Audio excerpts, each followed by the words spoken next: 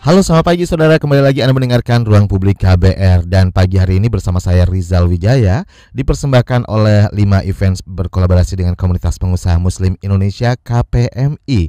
Dan kita akan bahas tema Muslim Life Fair, gairahkan UMKM halal daerah. Baik, selama pandemi COVID-19, saudara, hampir seluruh sektor bisnis terimbas dampak ekonomi yang cukup signifikan. Tanpa terkecuali sejumlah pelaku bisnis produk halal.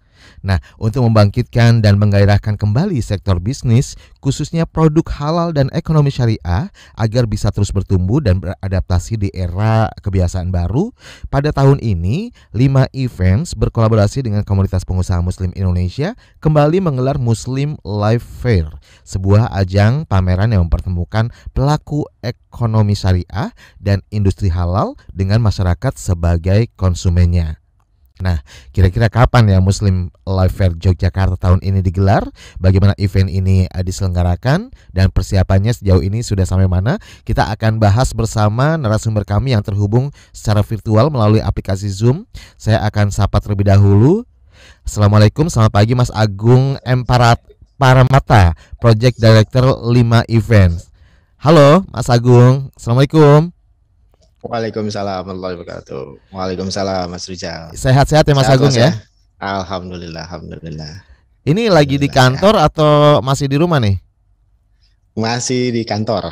Oh, masih di kantor. Udah saya di kantor. Pertanyaannya kebalik ya, masih di kantor atau udah di rumah gitu ya? Kebalik jam. Sibuk banget nih Mas Agung nih kayaknya.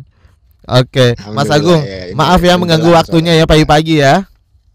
Ya Mas, sama-sama Mas. Kita siap untuk berdiskusi dan sama-sama membahas tema yang insya Allah menarik lah hari ini. Baik, dan nanti kita juga akan membuka interaksi buat Anda nih pendengar yang ingin bergabung bersama kita, langsung tanya-tanya terkait dengan event Muslim Life Fair Yogyakarta. Anda bisa langsung telepon mulai siap-siap dari sekarang ya. Anda bisa gunakan fasilitas telepon bebas pulsa di nomor 0800 245 7893 atau Anda bisa kirimkan WhatsApp di 0812 118 8181 atau mention ke akun Instagram kami kbr.id dan juga Twitter kami di Halo KBR. Baik, dan untuk Anda yang sekarang mendengarkan, bisa didengarkan melalui 100 radio jaringan KBR di seluruh Indonesia dari Aceh hingga Papua. Kemudian kita juga di Jakarta bisa didengarkan di 104,2 MS3 FM dan live streaming melalui YouTube channel Berita KBR serta di website kbr.id. Oke, Mas Agung, ini pas banget momennya ya pagi ini ya, hari Jumat Mubarak. Mudah-mudahan berkah buat kita semua ya. Insya Allah, amin. Baik, dan yang pertama mungkin sebelum saya ke event yang akan digelar nih ya, mungkin bisa dijelaskan terlebih dahulu mengapa 5 events ini menaruh perhatian lebih kepada UMKM halal daerah nih.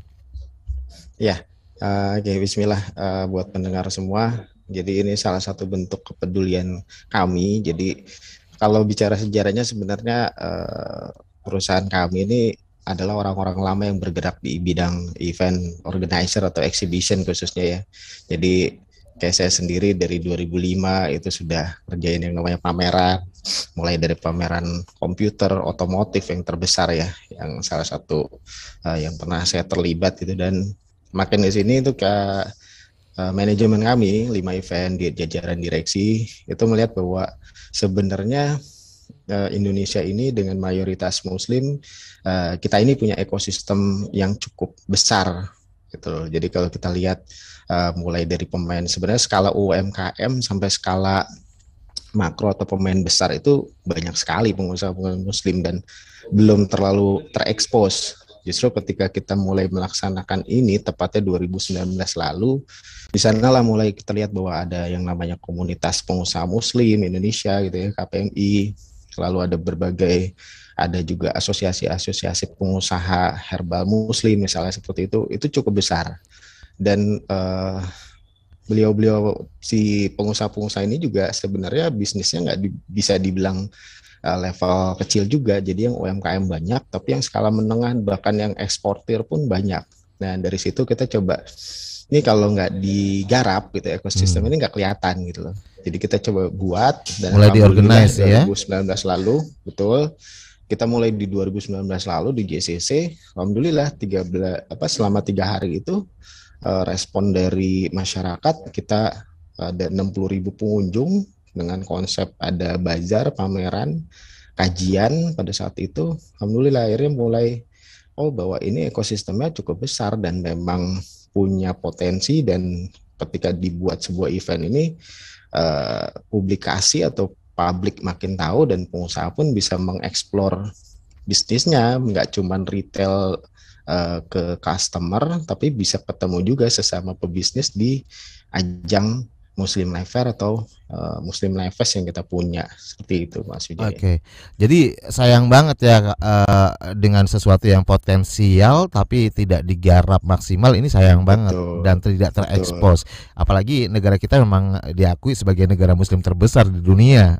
Betul banget, kita mayoritas ya. Jadi yang mirisnya ya, kita ada punya negara tetangga itu di negara Malaysia, mereka punya event halal expo gitu ya, itu cukup besar, dan pemainnya bisa dibilang eksibitor dan visitor buyernya ya dari negara kita juga gitu. Jadi kita kenapa nggak kita eksplor di Indonesia kan? Betul. Kita tuan rumahnya, kita datangkan buyers dari Timur Tengah, dari luar negeri, bahkan dari Eropa, dan kita nanti bisa membuka potensi yang lebih besar, nggak sekedar UMKM.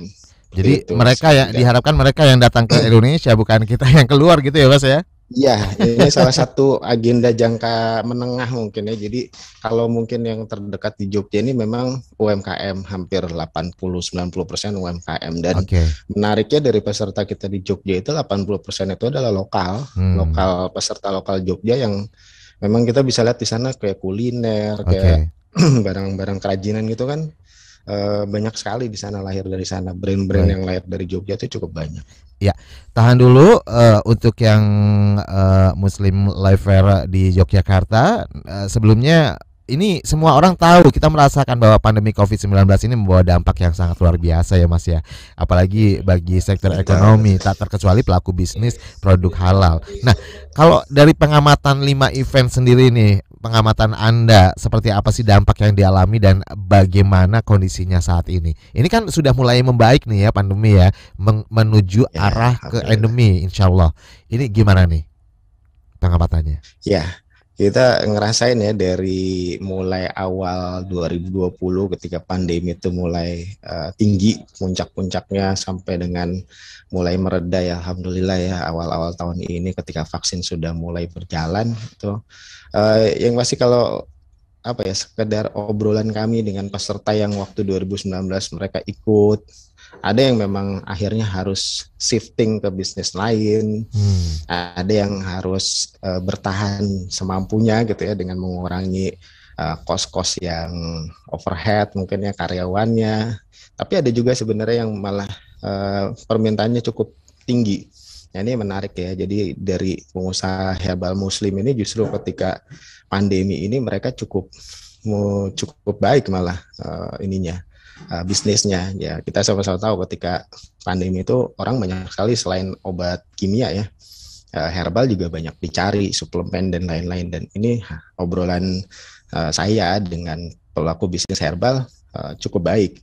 Tapi untuk pelaku bisnis lain yang misalkan yang fashion, misalkan yang restoran, yang rumah makan, itu mereka harus shifting. Ada yang akhirnya ya harus delivery seperti itu ya, yang take away ya, dengan survive dengan caranya masing-masing. Tapi mostly memang terkena dampaknya iya. Dan justru ketika kita kembali bisa berpameran offline, sebenarnya kita sudah mulai offline Maret kemarin di Istora dengan judul yang sama, alhamdulillah responnya juga cukup baik. Dan ini sebagian juga ada yang ikut berangkat ke Jogja, sekitar 10-20% peserta dari Jakarta. Jadi imbasnya memang cukup lumayan, tapi pasti ada hikmahnya lah. Alhamdulillah sekarang kita sudah mulai bergerak bangkit lagi, insya Allah. Sudah menggeliat ya. Insya Pokoknya Allah, insya Allah. di balik peristiwa selalu ada hikmahnya yang kita ambil ya Mas Pasti, ya. pasti. Baik. Nah, Ya kita harus percaya itulah. iya, dan selain pandemi COVID-19 yang membawa dampak seperti yang sudah disampaikan tadi, entah itu dampak positif, negatif gitu ya. Penjualan online di masa pandemi juga menjadi tren tersendiri nih ya, seperti kita tahu ya. Nah, Betul, ini ada betul. pengaruhnya nggak sih Mas terhadap UMKM halal, terutama di daerah-daerah gitu ya? Ya, kalau ini kita bicara yang kota yang akan kita jalanin pekan depan, insya Allah ya. Jogja ini kan basicnya atau industri terkuatnya itu kan sebenarnya pariwisata dan sekolah kota pelajar juga ya. Nah, ini juga hasil ngobrol-ngobrol kami dengan pelaku lokal bahwa pada saat pandemi ya memang Jogja lumayan terimbas karena pariwisata turun drastis, lalu juga mahasiswa-mahasiswa yang biasa ngekos, biasa makan Betul. di warung makan itu kan mereka harus balik ke rumahnya untuk PJJ ya, Jarak pembelajaran jauh. jarak jauh juga. Jadi memang dari pemilik kos, pemilik rumah makan, warung-warung makan gitu ya, warung kelontong dan lain-lain itu memang ya mereka harus survive dengan caranya masing-masing. Ya pasti berimbas.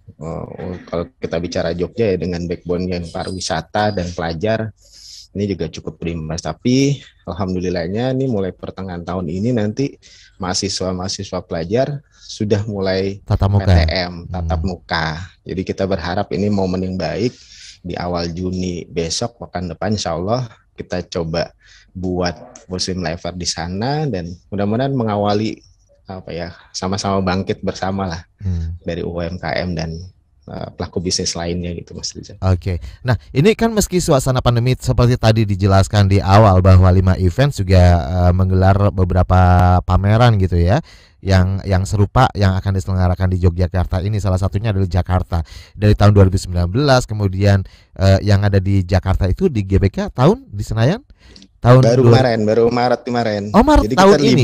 Kita libur juga Mas. Oh 2020 2021 karena ya pameran kan crowd ya, keramaian kan, nggak boleh lah dan nggak bisa berkumpul juga kita. Tapi pada saat itu ya hikmahnya kita membuat platform juga, kita buat platform marketplace halal yang kita kasih nama Muslim Life Shop. Nah ini bagian dari ikhtiar kita ketika IO itu tidak bisa bikin pameran offline, selain kita bikin kajian-kajian online, webinar dengan tema-tema menarik gitu ya.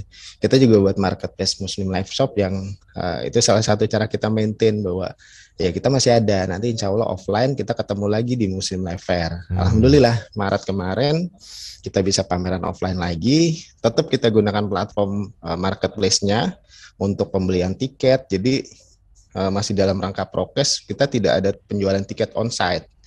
Jadi semua tiket online pakai platform Muslim Life Shop. Jadi ya alhamdulillah itu juga salah satu hikmahnya. Mungkin kalau kita nggak kena pandemi nih, nggak pernah berpikir untuk membuat tiket online atau masih antrian konvensional atau ya tidak pikiran membuat marketplace juga sebagai bagian dari ekosistem gitu Mas Yuda. Banyak inovasi-inovasi tercipta ya justru ya selama pandemi ini ya.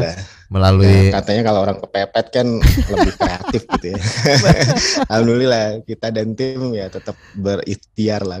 Ayo kita tetap harus bergerak gitu. Oke, kalau tadi disampaikan ada sekitar berapa pengunjung 30.000 ya? Kurang lebih yang kemarin diselenggarakan di Senayan. Kemarin alhamdulillah di Istora itu 30.000. Betul. Ini kan animonya luar biasa banget ya meskipun terhitung pandemi gitu ya, tapi animonya luar biasa banget. Mungkin masyarakat sudah mulai kangen gitu kali ya dengan adanya pameran event-event seperti ini. Betul. Oke. Betul. Iya, dari publik juga kan mereka sudah nunggu kayaknya hampir 2 tahun tidak ada offline. Ketika kita announce bahwa alhamdulillah kita dapat izin, kita boleh walaupun dengan prokes. 30.000 itu sebenarnya masih dalam batasan prokes kemarin Mas, masih kapasitas level 3 ya, 75%. Jadi kita memang juga nggak buka terlalu inilah, masih tetap kita batasin. Tapi melebihi target pasti ya. Iya, dari awal memang kalau di compare to 2019 kan waktu di JCC itu dengan hari yang sama itu 60.000, 2 kali lipat. Dan kita juga agak menahan untuk yang Istora karena masih dalam kondisi PPKM level 3. Ya kita announce juga bahwa ada pembatasan tetap harus pakai Peduli Lindungi, 2 kali vaksin. Jadi yang hadir alhamdulillah ya kurang lebih kalau di compare tuh 2019 sih masih 50%, tapi alhamdulillah transaksi dan animonya cukup positif. Oke.